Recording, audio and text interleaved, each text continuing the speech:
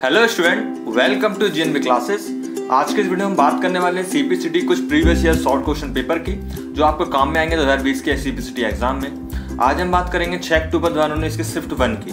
तो चलिए देखते हैं। अगर आप हमारे चैनल पर नए हैं तो आप एक बार चैनल को सब्सक्राइब जरूर कर लें ताकि इस तरह के वीडियोस आपको आगे मिलके रहें। चलिए देखते हैं। सबसे पहला क्वेश्चन है इसमें, if a CD can store 650 megabyte of data then how many megabyte of data can the same CD store.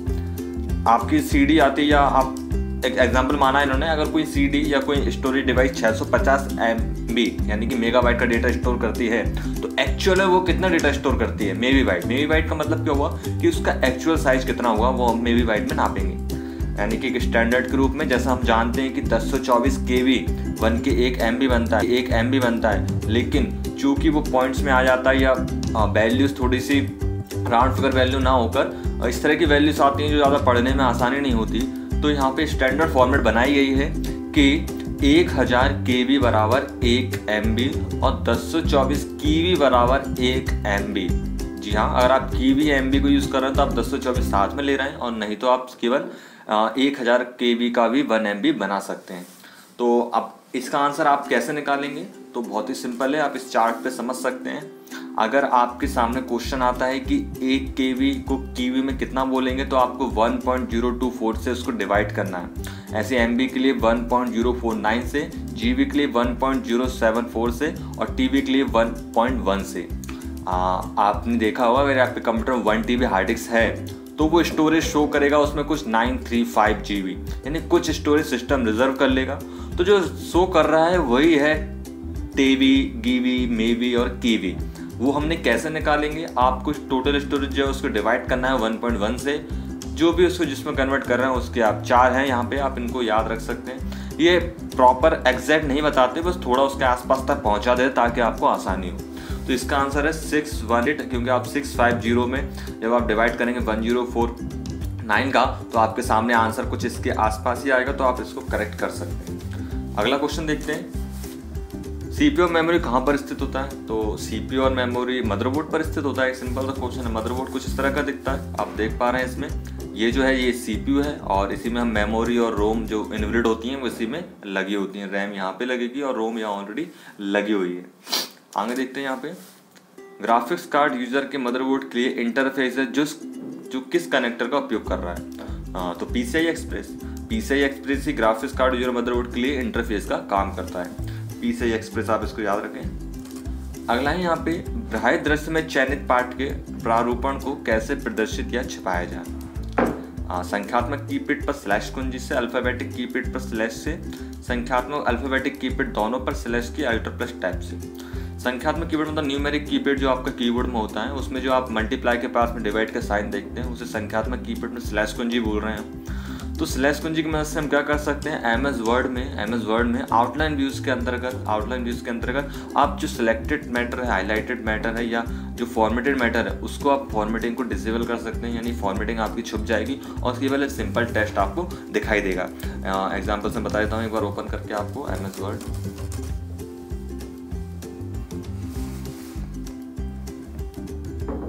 तो देखिए वर्ड ओपन हो चुका है। यहाँ पे मैं जाता हूँ व्यू में, और व्यू में जैसा उन्होंने बताया था आउटलाइन व्यूज, तो हम आउटलाइन व्यू पे क्लिक करेंगे। आउटलाइन व्यू पे क्लिक करने के बाद यहाँ पे आप देख पा रहे हैं शो टेक्स्ट फॉर्मेटिंग, इस पे चेक बॉक्स से मैं इसे हटा देता हूँ चेक मार्क को, तो आप देख पा रहे हैं ये फॉर्मेटिंग जो इसकी हट गई, यानी कि सिंपल टेक्स्ट हो गया। जैसे मैं इस पर क्लिक करूँगा तो इसकी फॉर्मेटिंग फिर से आ जाएगी, यानी बोल्ड, इटैलिक, अंडरलाइन वो सब। और यही काम मैं कीबोर्ड पर स्लैश कुंजी दबाऊंगा तो फॉर्मेटिंग हट जाएगी और ये आ जाएगी। जो न्यूमेरिक कीपैड में आप स्टिक सिंबल के पास में स्लैश कुंजी देख रहे हैं उससे। यही क्वेश्चन था, इसका आंसर ये है। आप देख पा रहे हैं बाह्य दृश्य में चेहरे, जो ज़्यादा हिंदी कर दिया, आप ऊपर इंग्लिश में पढ़ सकते हैं, आउटलाइन व्यू।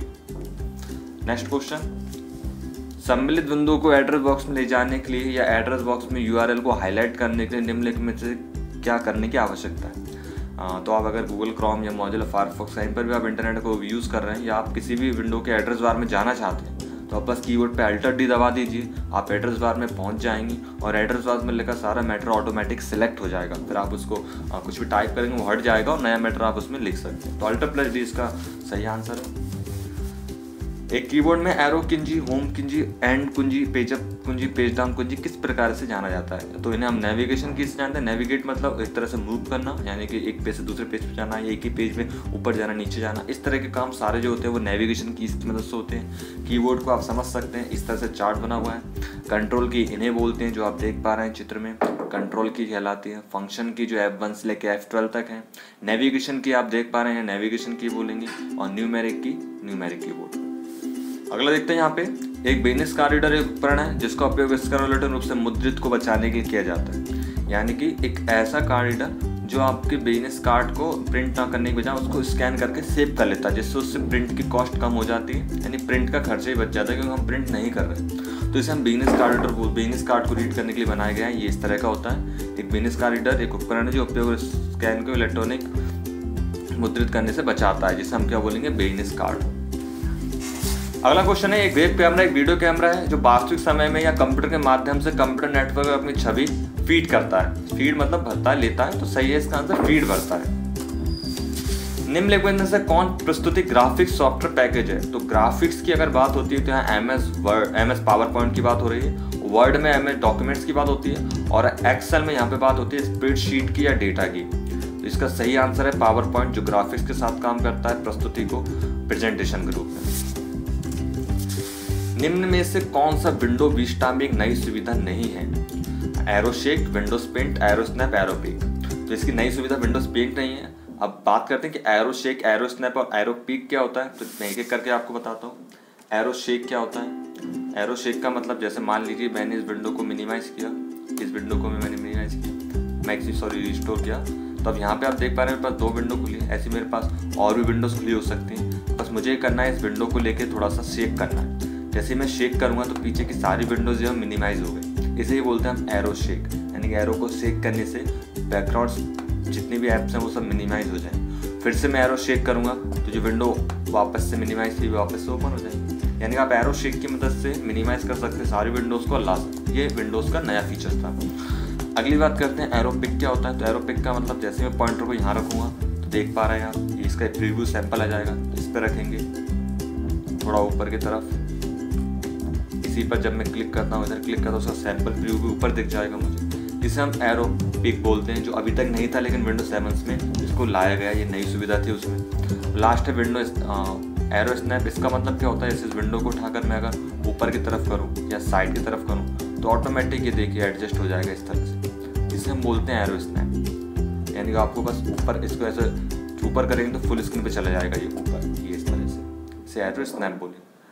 तो इस तरह से ये है एरो पिक, एरो स्नैप और एरो शेक। तो ये तो विंडोज पेंट पहले से था, ये 3 जो है वो नए इसमें ऐड किए गए। अगले देखते हैं,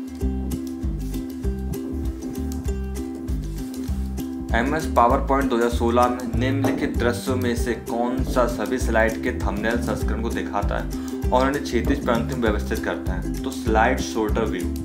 स्लाइड शॉर्टर व्यू में आप स्लाइड को शॉर्ट कर सकते हैं। जैसे मैं इसको फिर से आपको दिखाता हूँ कर। ये मेरे पास पावर पॉइंट है, मैं व्यू में जाऊंगा और यहाँ पे मैं क्लिक करूँगा स्लाइड शॉर्टर। शॉर्ट मतलब जमाना। इस पर क्लिक करेंगे तो मेरे पास सारी स्लाइड्स हैं। थोड़ा सा जूम आउट करता हूँ, मैं देख पा रहे हैं मेरी स्लाइड्स हैं। बस अब मैं चाहता हूँ ये स्लाइड इस तरफ शिफ्ट हो जाए तो मैं इसको उठा कर इधर रख दूंगा। तो आप देख पा रहे हैं मेरी सेकंड स्लाइड फर्स्ट हो गई, फर्स्ट सेकंड। इस तरह से हम स्लाइड्स को अरेंज कर सकते हैं। Slide short view. वापस से हम नॉर्मल कर देंगे तो नॉर्मल हो जाएगा। विंडोज 7 में निम्नलिखित में से कौन शक्ति बचत स्थिति है? शक्ति बचत मतलब पावर सेविंग मोड। तो पावर सेविंग मोड होता है स्लीप मोड। कंप्यूटर पर जब हम काम नहीं करते तो ऑटोमेटिक 20 मिनट या 15 मिनट बाद जो भी सेटिंग हमने सेट की बाय डिफॉल्ट 20 मिनट होता है, तो कंप्यूटर अपने आप स्लीप मोड पे चला जाएगा, यानी एक तरह से स्टैंड बाय मोड पे या एक तरह से सो जाएगा। आप जब भी कंप्यूटर पे काम करेंगे तो वापस से उसी जगह से स्टार्ट हो जाएगा जहाँ आप छोड़ के गए थे। ये पावर को सेव करने के लिए ऑटोमेटिक स्लीप मोड पे चला जाता है। स्टार्ट पे आप टर्न ऑफ कंप्यूटर या शटडाउन पे क्लिक करके भी इस ऑप्शन को ला सकते हैं। कीबोर्ड पे अल्टर F4 इसका शॉर्टकट होता है। तो स्लीप मोड मतलब कुछ देर के लिए कंप्यूटर को बंद करना ताकि पावर को सेव कर सकें, और जब हम उसको स्टार्ट करें तो वापस से पूरा स्टार्ट ना होकर वहीं से स्टार्ट होगा जहाँ आप उसको छोड़ के गए थे, यानी एक तरह से रिज्यूम हो जाए। तो स्लीप मोड। अगला है स्क्रीन लॉक करने के लिए कीबोर्ड शॉर्टकट की क्या है? तो आप विंडो की के साथ यदि L दबाएंगे तो आपकी लॉक स्क्रीन हो जाएगी, आप यूजर अकाउंट्स की विंडो पे आ जाएंगे। अगला है वह बार जो विंडो के स्क्रीन के सबसे नीचे होता है। तो सिंपल आंसर है टास्क बार।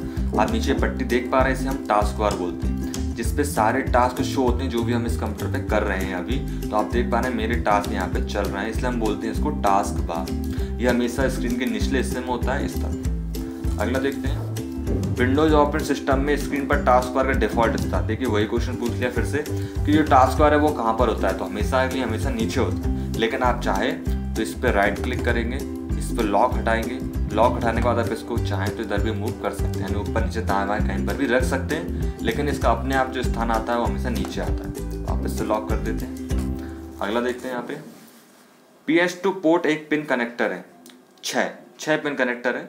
PS2 पोर्ट क्या होता है, जो कीबोर्ड माउस या कुछ इस तरह के डिवाइस, जो कीबोर्ड माउस आपने देखे होंगे, एक USB आता है और एक PS2। तो उसमें कितने पिन कनेक्टर होते हैं, तो देख पा रहे हैं आप यहाँ पे 6 पिन कनेक्टर होते हैं। इस तरह के 6 पिन उसमें लग सकते हैं। 6 पिन कनेक्टर का एक PS2 पोर्ट होता है। अगला देखते हैं, परीक्षण को कब बंद कर देना चाहिए। परीक्षण मतलब टेस्ट। जैसे आपने कोई सॉफ्टवेयर डेवलप किया है, आप उसका टेस्टिंग जब तक करेंगे जब तक कि यह परिणाम से जुड़े जोखिम पर निर्भर करता है, जब तक कि आपको एग्जैक्ट वो सारी कंडीशन ना मिल जाए जो आप चाहते थे। यानी कि सब तरफ से आप उसको ट्राई करेंगे, टेस्ट करेंगे, जब तक कि परियोजना से जुड़े सारे जोखिम पूरे दूर ना हो जाए। अगला यहाँ पे सीमा मान विश्लेषण किससे संबंधित है, boundary value analysis, black box testing, white box testing, system testing, unit testing. तो यहाँ पे आप 2 टेस्टिंग याद रखें, ब्लैक बॉक्स टेस्टिंग और व्हाइट बॉक्स टेस्टिंग। ये क्या होते हैं देखिए, ब्लैक बॉक्स टेस्टिंग और white box testing. Black box testing technique है also called functional testing technique.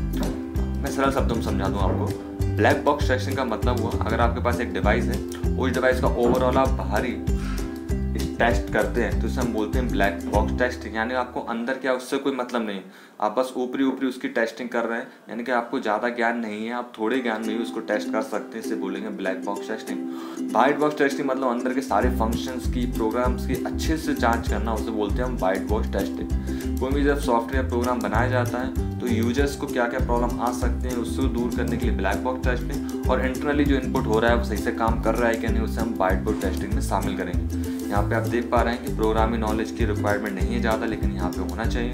कुल मिला के ये ओवरऑल टेस्टिंग होती है, ये डीपली टेस्टिंग हम बोल सकते हैं, ब्लैक बॉक्स टेस्टिंग और व्हाइट बॉक्स टेस्टिंग। अगला देखते हैं, यहाँ पे सॉफ्टवेयर का परीक्षण की लागत सॉफ्टवेयर विकास का 40 से 50% होता है, सही है। अगला देखते हैं, परीक्षण तकनीक स्वीकृति परीक्षण में उपयोग किया जा सकता है, संरचनात्मक और कार्यात्मक दोनों।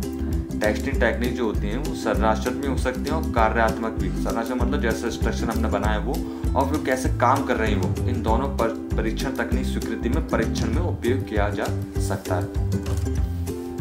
निम्नलिखित में से कौन ब्लैक बॉक्स परीक्षक के बारे में सही नहीं है, तो स्रोत कोड को समझने में सक्षम होना चाहिए, गलत है। मैंने भी बताया आपको, ब्लैक बॉक्स टेस्टिंग में आपको कोई प्रोग्रामिंग कोड या कोई भी कोड की जानकारी ना हो तो भी चल जाएगा।